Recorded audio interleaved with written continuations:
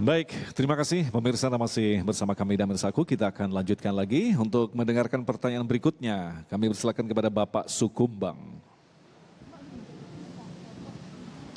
Ada? Oh, Ibu ya, maaf.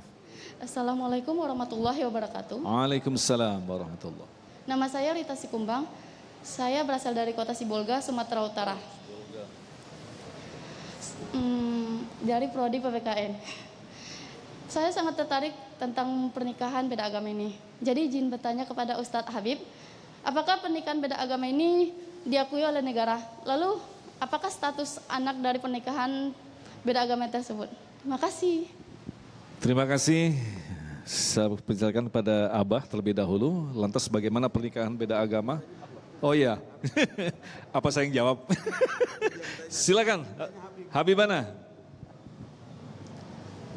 Izin Abah.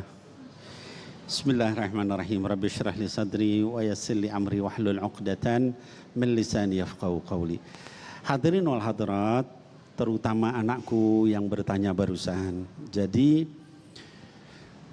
sebelum saya menjawab tadi apakah hukum anaknya, mungkin ada yang bertanya, lalu bagaimana dengan surah Al-Maidah ayat yang kelima yang bunyinya at-thayyibat, al-yawma uhilla lakumut thayyibat wa ta'amul ladina utul kitab hillul lakum wa ta'amukum hillul lahum wal muhsanatu minal mu'minat wal muhsanatu minal ladina utul kitab.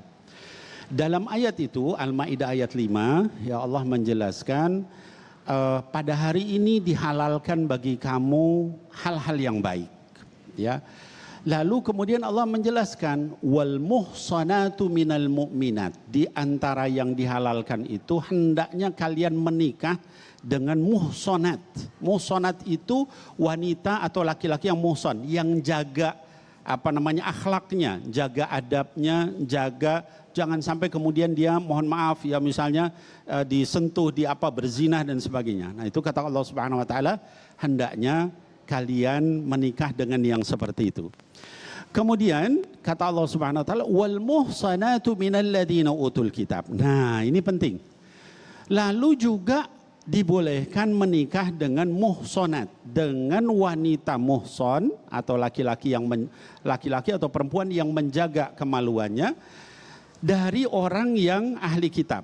Ini khusus wanita, gitu ya. Jadi kita laki-laki yang muslim nikah dengan wanita muhsan, gitu ya. Karena bahasanya muhsanat, perempuan, ya. Nah, bagaimana dengan ini? Ya, berarti kan boleh. Nah, hadirin wal hadirat yang dimuliakan Allah, ketika kita menafsirkan ayat itu kita harus merujuk kepada para ulama. Tadi saya sampaikan di awal fatwanya Majelis Ulama, kemudian juga dari Mukernasnya, muktamarnya ke-28 dari NU, juga Majelis Tarjih Muhammadiyah, itu sepakat menyatakan dilarang. Kenapa demikian? Karena makna dari ahlul kitab dalam ayat ini, kalau menurut Imam Syafi'i, ya kita yang bermazhab Syafi'i karena mayoritas di Indonesia, di dalam kitab Al-Juz yang kelima dikatakan makna ahlul kitab di situ ya adalah ahlul kitab yang benar-benar keturunan Bani Israel. Ya. Karena dikatakan walladzina utul kitaba min qablikum, ayatnya begitu. Ya. Jadi dari ahli kitab yang sebelum kalian, gitu ya. Kata Imam Syafi'i, kalau ada orang ahli kitab ada orang yang Nasrani misalnya bangsa Arab, itu bukan ahli kitab. Imam Syafi'i yang bilang. Nah, jadi kita yang bermazhab Syafi'i ya berarti yang termasuk di Indonesia, bukan termasuk dalam ayat itu, ya. Yang kedua, bahwa di dalam sejarah para sahabat itu sahabat yang menikah dengan yang laki-laki yang menikah dengan wanita yang ahli kitab, maksudnya yang bukan muslimah, itu dari 124.000 sahabat yang meninggal di Makkah Madinah itu hanya diriwayatkan 2 atau 3 orang saja. Kalau itu dibolehkan udah pada nikah semua mereka, ya. Kita tahu misalnya sahabat Anas bin Malik itu sampai anaknya aja 100, istrinya beberapa kali karena dia sampai umur tua meninggal istrinya, nikah lagi terus meninggal. Artinya akan bebas, tapi mereka tidak melakukan itu. Yang melakukan itu ada 2 orang sahabat, di antaranya sahabat Talhah bin Ubaidillah, Ya. Satu lagi Abdullah bin Rawahah, itu pun dalam satu riwayat disuruh cerai sama Umar ibn al-Khattab. Waktu itu Sayyidina Umar Amirul Mukminin, khalifah, suruh cerai, nggak boleh. Ya. Abdullah bin Umar juga menyatakan begitu. Ahli kitab di situ adalah ahli kitab yang menjalankan Injil dan Taurat pada masa Bani Israel, bukan yang sekarang, katanya. Ya. Nah, jadi dari situlah kita perlu memahami, jangan kemudian kayak zaman sekarang dibuka keran. Saya ini tadi saya bilang saya ngobrol dengan pendeta, saya ngobrol dengan biksu, dengan mereka juga keberatan dengan itu. Itu juga ngacoin agama kita, katanya. Nah, jadi dari semua ini menunjukkan bahwa sebenarnya biang keladi masalah ini bukan dari agamanya, ya, tapi dari anak-anak muda yang nggak paham agama, ya. Maka harus dipahamkan, tapi dengan cara yang halus, yang lembut, jangan kemudian dicaci maki. Lalu terakhir tadi, bagaimana hukumnya misalnya anak-anakku sekalian, ini nanti soal anaknya, kalau dia misalnya wanita, ya muslimah nikah sama non muslim, itu otomatis hukumnya zina, ya, pernikahannya batal, tidak sah. Kalau dia punya anak-anaknya anak zina, tidak berhak waris, panjang urusannya, ya. Nah, jadi oleh sebab itu maka saya tidak mengkomentari dari sisi itunya, tapi saya lebih kepada bagaimana yuk kita menjaga. Baik. Jangan sampai terjadi seperti itu. Demi kita, keturunan kita, bangsa dan negara kita. Wallahu a'lam bishawab. Nah, Abah mungkin bisa mengembangkan tentang hal pernikahan beda agama ini. Bukankah nanti kita akan dihadapkan pada permasalahan yang sangat pelik berkaitan dengan hak dan kewajiban. Ini akan nampak sangat menyusahkan sekali. Masing-masing mempertahankan ketauhidan dan aturan-aturan masing-masing. Abah. Jadi di dalam pernikahan itu ada syarat untuk mendatangkan sakinah, mawaddah, warahmah. Itu ada 5. Yang pertama, sungguh-sungguh suami dan istri mengamalkan ajaran agama.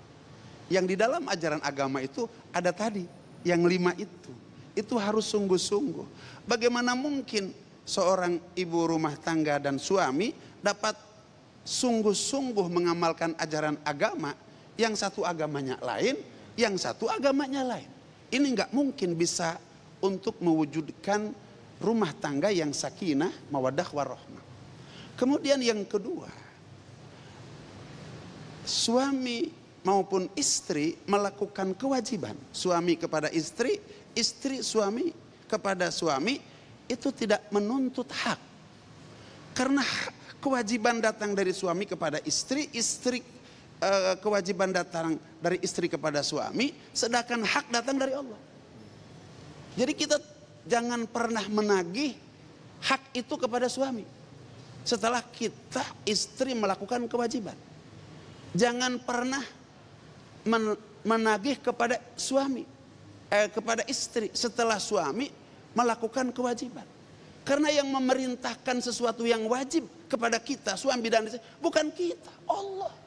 Yang berhak juga memberikan pahala kepada suami dan istri pada saat ia usai melakukan kewajiban, itu adalah Allah Subhanahu wa Ta'ala. Hari ini, kenapa rumah tangga tidak kunjung sakinah, mawaddah, warahmah? Masing-masing menuntut hak. Mana hak saya? Begitu saya sudah melakukan kewajiban, salah. Kemudian yang ketiga, kasih sayang. Sekali-sekali dalam kehidupan rumah tangga tidak akan wujud kasih sayang manakala bahwa istri kita, suami kita adalah titipan Allah Subhanahu wa Ta'ala sebagai lahan ibadah. Untuk menjadikan suami istri adalah titipan Allah dan lahan ibadah, maka lahan ibadah itu datang dari 2 perkara. Yang pertama, ketika mendatangkan kebaikan, kesenangan, kebahagiaan, bersyukur. Ketika mendatangkan kesusahan, itu kita bersabar. Oleh karena dalam kehidupan rumah tangga, ketika istri mendatangkan kebaikan, alhamdulillah, bersyukur kepada Allah. Tapi besok istri mendatangkan kesusahan kepada kita, bersabar. Pahala untuk mendapat tiket masuk surga itu ada dalam syukur dan sabar. Syukur itu nilainya cuma 25%. Sabar nilainya 75%. Kalau kita cuma bisa syukur, nggak bisa sabar, nggak punya tiket masuk surga. Maka didatangkan dari istri atau dari suami. Kadang-kadang istri berbuat baik, kadang-kadang istri berbuat buruk. Sebaliknya kadang-kadang suami berbuat baik, kadang-kadang suami berbuat buruk. Jangan dibuat bahwa suami ini nggak beres. Allah sedang memerankan istri atau suami kita suatu waktu tidak baik, suatu waktu tidak buruk, agar kita dapat bersyukur dan dapat bersabar. Oleh karena dalam kehidupan rumah tangga, Abah ingin sampaikan bahwa kita ini punya 3 tempat. Satu di surga, senang semuanya. Satu debu tidak akan diberi susah. Dalam neraka susah semuanya, sebesar debu tidak akan berikan kesenangan. Tapi ada satu tempat lagi saling berganti antara susah dan senang di alam dunia. Senang-senang istri memberikan kesenangan kepada kita, pasti besok dia memberikan kesusahan. Sesenang-senang suami memberikan senang kepada istri, besok akan memberikan kesusahan. Karena suami istri lahan ibadah. Lahan ibadah itu datang daripada 2 perkara. Kadang-kadang menyenangkan kesenangan, kita balas dengan bersyukur. Kadang-kadang mendatangkan kesusahan, kita balas dengan sabar. Maka lagunya di dalam rumah tangga, apabila agama ingin hadir dalam kehidupan rumah tangga, cukup dengan nyanyi. Kadang-kadang susah, kadang-kadang senang, kadang-kadang sempit, kadang-kadang lapang, kadang-kadang sehat, kadang-kadang sakit. Memang di dunia mah itu kadang-kadang. Bapak Ibu yang sekalian, kalau kita sudah punya lagu kadang-kadang enak.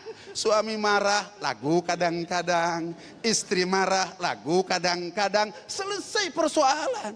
Begitu yang terakhir, memberikan makan dan minum kepada istri, kepada anak dari cara yang halal. Ketika kita memberikan makan minum dari cara yang halal, Allah akan datangkan 5 perkara. Yang pertama, kita akan mudah beribadah. Yang kedua, akhlak kita akan dirubah dari akhlak buruk menjadi akhlak yang baik. Yang ketiga, akan diberikan keturunan yang soleh dan solehah. Kemudian yang keempat, oleh Allah Subhanahu wa Ta'ala akan diperbanyak keluarganya. Sedangkan yang terakhir, yang kelima, akan mudah dimasukkan ke dalam surganya Allah Subhanahu wa Ta'ala. Amin ya Allah ya Rabbal Alamin. InsyaAllah akan memberikan manfaat bagi kita, dan insyaAllah di terakhir nanti kita akan berdoa bersama. Mudah-mudahan kita termasuk orang-orang yang diselamatkan daripada keputusan-keputusan yang kita ambil karena lemahnya daripada ilmu yang kita miliki. Tetaplah bersama kami, Damai Indonesiaku.